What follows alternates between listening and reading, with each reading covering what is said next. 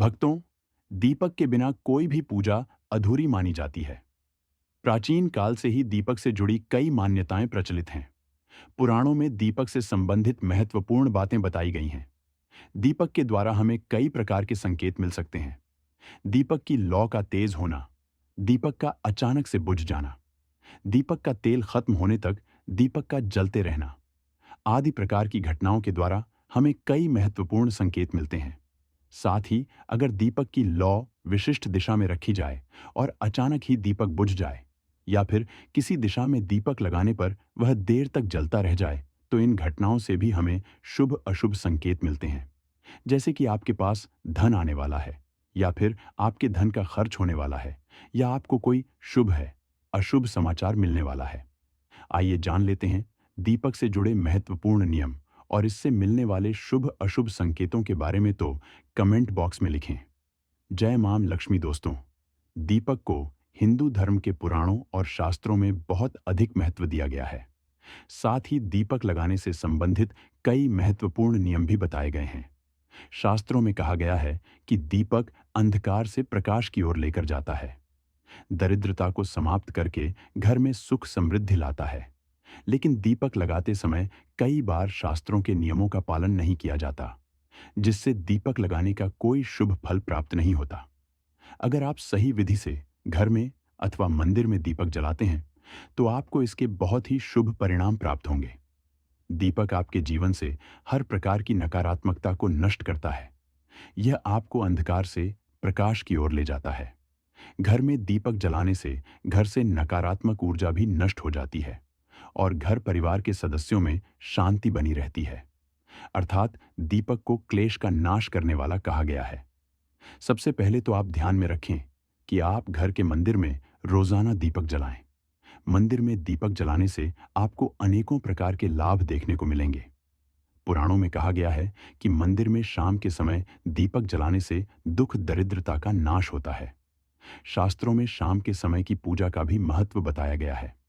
शाम को दीपक जलाने से घर से नकारात्मक शक्तियां दूर रहती हैं।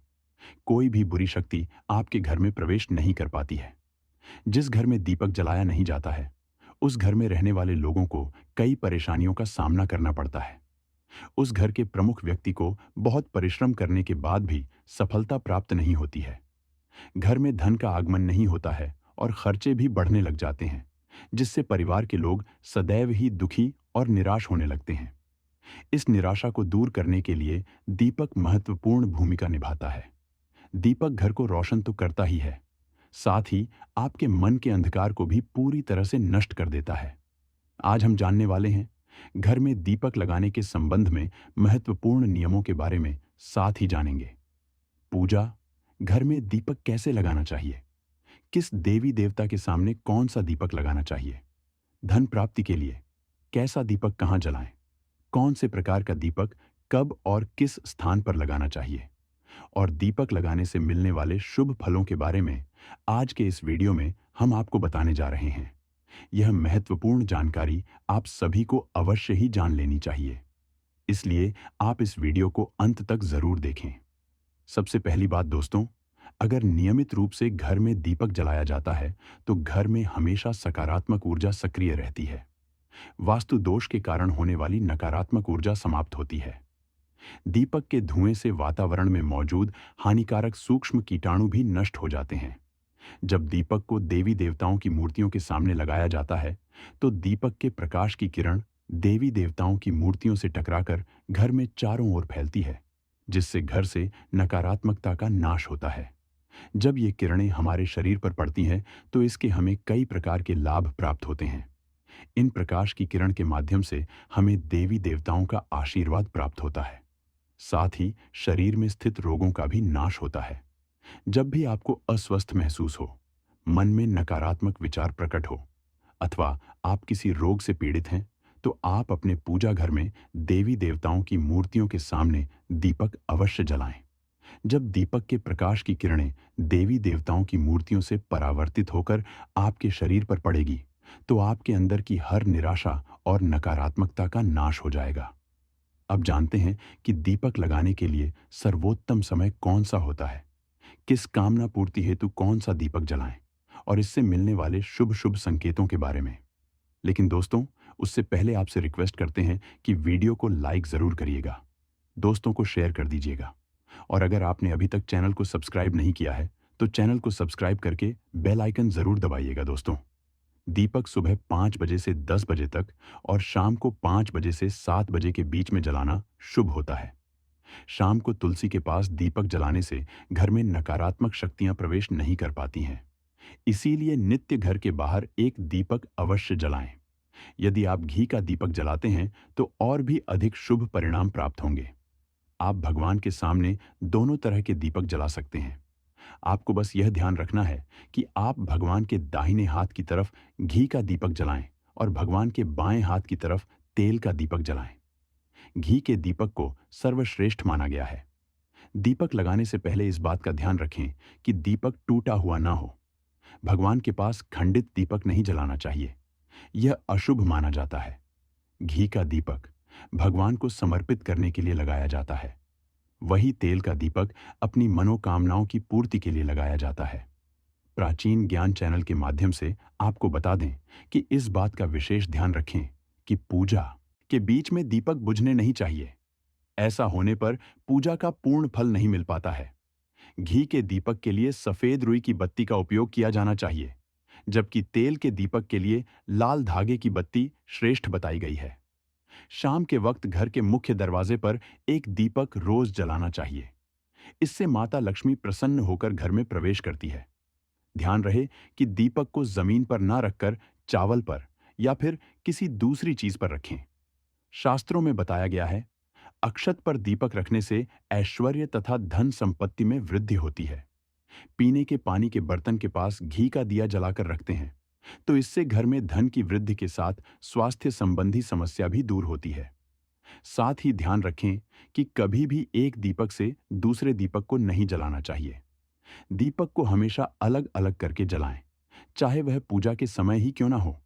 यदि धन का खर्च अधिक होता है अथवा घर में पैसा नहीं दिखता है तो उत्तर दिशा में एक जल के पात्र के पास दीपक अवश्य लगाएं।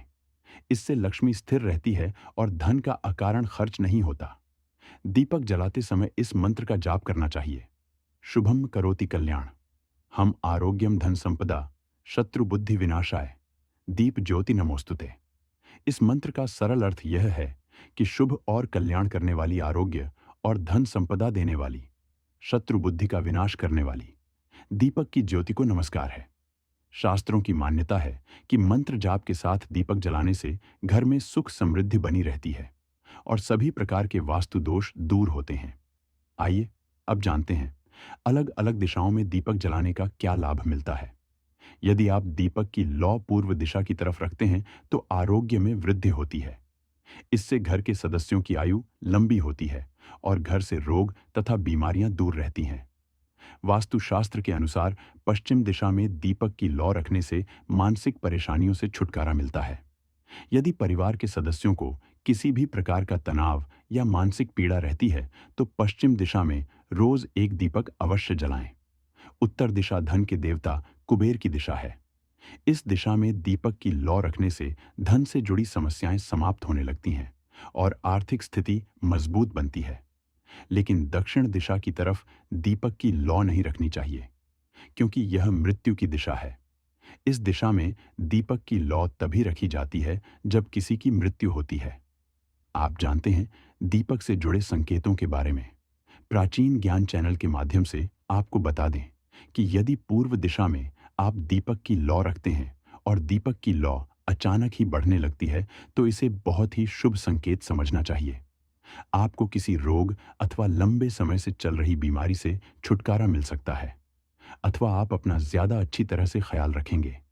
लेकिन यदि इस दिशा में दीपक लगाने पर तुरंत बुझ जाता है तो आपको स्वास्थ्य संबंधी परेशानी उठानी पड़ सकती है अथवा किसी कार्य में असफलता का सामना करना पड़ सकता है। यदि आप उत्तर दिशा में दीपक जलाते हैं और दीपक की लौ बढ़ने लगती है तो आपके लिए यह बहुत ही बड़ा शुभ संकेत है। यह धन की प्राप्ति होने का संकेत माना गया है। और यदि इस दिशा में लगाया हुआ दीपक तेल खत्म होने तक जलता है और बातें ही शेष रह जाती हैं तो आपको व्यापार में अथवा किसी कार्य में फायदा होने का संकेत माना गया है। और दोस्तों, आप हनुमान चालीसा का पाठ कीजिए, रामायण का पाठ कीजिए, भगवत गीता का पाठ कीजिए या फिर दुर्गा का पाठ कीजिए।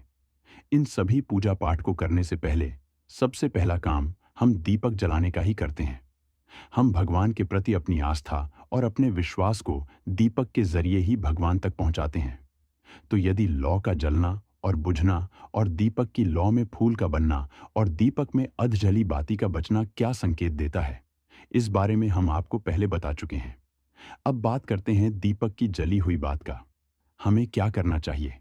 तो अक्सर क्या होता है कि हम अपने घर में जो दीपक जलाते हैं, उनकी बची हुई बातों को एक साथ इकट्ठा कर लेते हैं और हफ्ते या 15 दिन या फिर महीने बाद हम जब भी किसी पवित्र जगह पर जाते हैं या पवित्र नदी के आसपास जाते हैं, तो उन सब की पोटली बनाकर उनको नदी में फेंक आते हैं। अगर आप इन्हें सम्मान के साथ प्रवाहित कर रहे हैं तो बात अलग है, लेकिन हम लोग जल्दबाजी में इन्हें फेंक देते हैं। फेंकना और प्रवाहित करना दोनों अलग अलग बात होती है। तो पहले तो यह समझते हैं कि जो दीपक की बात आती है, यह कोई साधारण चीज नहीं है। इसमें आपने भगवान को जो भी पूजा पाठ अर्पित किया है, इन सभी मंत्रों की तरंगे इस बात में निहित होती हैं और आप इस बाती का अपमान करते हैं, जो कि सरासर गलत है। आप जली हुई इस बाती से वह चमत्कार कर सकते हैं जो आपकी सोई हुई किस्मत को जगा सकता है और आपकी बुरी से बुरी लकीरों को पवित्र कर सकता है। बस आपको सही तरीका अपनाना चाहिए। तो सुनिए गुरुजी, आखिर कहते क्या है दोस्तों? गुरुजी का कहना है कि आपने दीपक को जलाने के बाद भगवान के सामने जितना भी मंत्र जाप किया है, जितनी भी पूजा अर्चना की है, सभी की शक्तियां इस दीपक के माध्यम से ही भगवान तक पहुंचती हैं। तो यह दीपक तो यकीनन बहुत ही ज्यादा शक्तिशाली हो चुका है। अब आपको करना क्या है कि आप अपने दीपक की जली हुई बातों को इकट्ठा कीजिए। आप हफ्ते या 15 दिन की बातें एक साथ इकट्ठा कर सकते हैं। अब इन बातों को और जो धूप बत्ती हम जलाते हैं, उनके भी नीचे जो बची हुई धूप बत्ती रह जाती है, उसे भी एक साथ इकट्ठा कर लीजिए। अब इसे एक मिट्टी के सकोरे में रखें और अब मिट्टी के सकोरे में इस बात के ऊपर आप थोड़ा सा धूप, थोड़ी सी हवन सामग्री, थोड़ा सा चंदन चूरा डालिए। इन सभी पर अब आपको थोड़ा सा कपूर और भी डालना है और माचिस से इन सभी को जला दीजिए। अब इसे जलाने के बाद जब ज्योत प्रज्वलित हो जाए, तब इसे हाथ से बुझा दीजिए। ध्यान रखें कि आपको फूंक नहीं मारनी है। अब इसमें जो धुआं निकलने लगेगा, अब आप अपने किसी भी इष्ट देव के मंत्र का जाप करिए और इस धुएं को अपने घर के कोने कोने में प्रवाहित होने दीजिए। लेकिन आप मंत्र जाप करते रहें। आपको थोड़ी सी मेहनत जरूर करनी पड़ेगी, लेकिन यह आपके लिए बहुत ही कमाल की सिद्ध होगी। अब कोशिश कीजिए कि जब तक यह धुआं निकल रहा है, तब तक आप इसके सामने बैठकर अपने इष्ट देव के मंत्र की माला का जाप करते रहें। आप चाहे तो पूरे घर में इस धुएं को दिखाने के बाद इसे तुलसी की क्यारी के पास रख सकते हैं। इससे क्या होगा कि आपके घर की नेगेटिव एनर्जी तो दूर हो ही जाएगी, लेकिन आपने जो मंत्र बोला है, उससे यह राख सिद्ध हो जाएगी। अब आप इसे छानकर एक डिब्बे में भरकर रख लीजिए। हर रोज सुबह पूजा करने के बाद इस राख को आप अपने माथे पर लगाइए। यह आपकी आने वाली मुसीबतों से रक्षा करेगी। चाहे तो इस भूत से आप अपने घर के मुख्य द्वार के बाहर स्वस्तिक बना सकते हैं। ऐसा करने से आपके घर में बाहरी हवा प्रवेश नहीं कर पाएगी। आप ऐसा हर रोज कीजिए। आपको फर्क जरूर दिखाई देने लगेगा। अगर किसी को नजर लग जाए या फिर कोई बीमारी हो, उस व्यक्ति के माथे पर आप इसको लगाइए। आपको चुटकियों में फर्क दिखाई देगा। इसके अलावा आप एक और काम कर सकते हैं कि आप इन सभी बातों को एक दीपक या फिर एक मिट्टी के बर्तन में इकट्ठा करें और उस पर थोड़ा सा कपूर डालकर उस पर अग्नि प्रज्वलित कर दीजिए। जब यह पूरी तरीके से जल जाए, तो इसकी जो राख बचेगी, उस राख में थोड़ा सा पानी मिलाकर और अपने घर के पौधों की क्यारी में डाल दीजिए। अगर आप इतनी मेहनत नहीं करना चाहते, तो उसकी राख को घर के बाहर लगे हुए पौधों की मिट्टी में मिला दीजिए। आप चाहे तो तुलसी के पौधे की क्यारी में भी इस राख को डाल सकते हैं। इससे न केवल आप इन बतिया का अपमान होने से बचा पाएंगे, बल्कि आपके घर की मिट्टी भी शुद्ध हो जाएगी। साथ ही आपको मंदिर से आशीर्वाद के रूप में मिले हुए फूल और मालाओं का इस्तेमाल करना भी बता दे रहे हैं। आप चाहे अपने घर के मंदिर में भगवान को फूल अर्पित करें, चाहे आप मंदिर से या फिर किसी पंडित से। फूल माला भगवान के आशीर्वाद के तौर पर मिले। आपको इन्हें किसी भी नदी में नहीं फेंकना है और कूड़े कचरे में फेंककर इनका अपमान बिल्कुल भी नहीं करना है। इससे एक तो आप नदी को अशुद्ध बनाते हैं, जिससे पानी पीकर हम बीमार भी हो सकते हैं, और जल प्रदूषण भी बढ़ता है।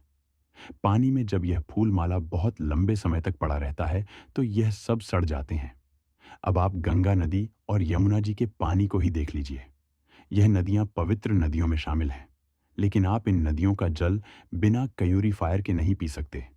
तो कचरा चाहे पूजा या धार्मिक जगह का ही क्यों ना हो, नदियों में फेंकना सरासर गलत है।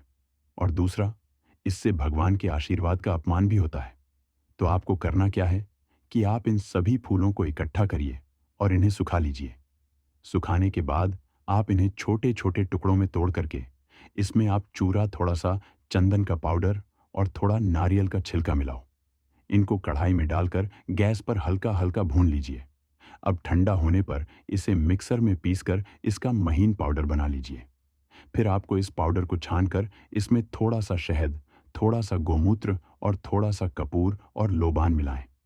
अब गुलाब जल की मदद से या फिर किसी की मदद से उसे आटे की तरह गूंथ लीजिए और अपनी इच्छा के हिसाब से इसकी छोटी छोटी बातें या फिर गोल गोल टिक्की बनाकर धूप में सुखा लीजिए।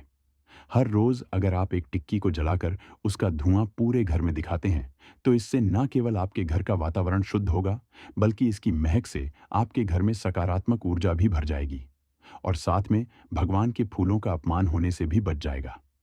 लोबान और कपूर साथ में जलाने से घर में नजर दोष खत्म होता है, और गोबर के उपले और गौमूत्र न केवल आपके वातावरण में मौजूद बैक्टीरिया को खत्म कर देते हैं, बल्कि आपके घर की ऊर्जा को भी पवित्र कर देते हैं। आगे से कभी भी भूलकर भी दीपक की जली हुई बातें और भगवान पर चढ़े हुए फूल माला का अपमान ना करें, और गुरुजी के बताए हुए उपाय आप जरूर करिए। आपको लाभ जरूर मिलेगा। दीपक जलाना और बुझाना केवल एक भौतिक क्रिया नहीं, बल्कि एक गहरा आध्यात्मिक और भावनात्मक प्रतीक है। जब हम दीपक जलाते हैं तो वह केवल रोशनी ही नहीं देता, बल्कि एक नई शुरुआत, आशा, सकारात्मकता और ऊर्जा का संचार करता है। यह एक संकेत होता है कि अंधकार चाहे जितना भी गहरा हो, एक छोटी सी लौ भी उसे मिटा सकती है, और यही दीपक जलाने की सबसे बड़ी सीख होती है। वहीं जब दीपक बुझता है, तो वह हमें क्षण भंगुरता की याद दिलाता है कि यह जीवन सफलता, दुख सुख सब अस्थायी है। बुझा हुआ दीपक एक अंत का प्रतीक हो सकता है, लेकिन वह अगली बार फिर से जलाने की संभावना भी जगाता है। इसलिए दीपक का बुझना केवल अंधकार नहीं लाता, बल्कि भीतर झांकने, आत्मचिंतन करने और फिर से प्रकाशित होने की प्रेरणा देता है। दीपक जलाना हमें उत्सव, पूजा और एकाग्रता की ओर ले जाता है, जबकि उसे बुझाना विराम, शांति और पुनरावलोकन का अवसर देता है। दोनों क्रियाएं मिलकर जीवन के संतुलन को दर्शाती हैं, जहां हर उजाले के बाद थोड़ी रात जरूरी होती है, ताकि अगली सुबह की रोशनी और भी अधिक अर्थपूर्ण हो सके। तो उम्मीद करते हैं दोस्तों, गुरु जी की बताई हुई यह बातें आपको ज़रूर पसंद आई होगी। अगर आपको यह वीडियो अच्छी लगी हो, तो वीडियो को लाइक ज़रूर कर दीजिएगा और कमेंट बॉक्स में जय श्री राम, जय बागेश्वर धाम सरकार, जय हनुमान ज़रूर लिखें और इसे ज़्यादा से ज़्यादा शेयर करें, ताकि बाकी लोगों तक भी पहुंच जाएं। तो मिलते हैं अगली वीडियो में। तब तक आप अपना ध्यान रखें, स्वस्थ रहें, सुरक्षित रहें। धन्यवाद।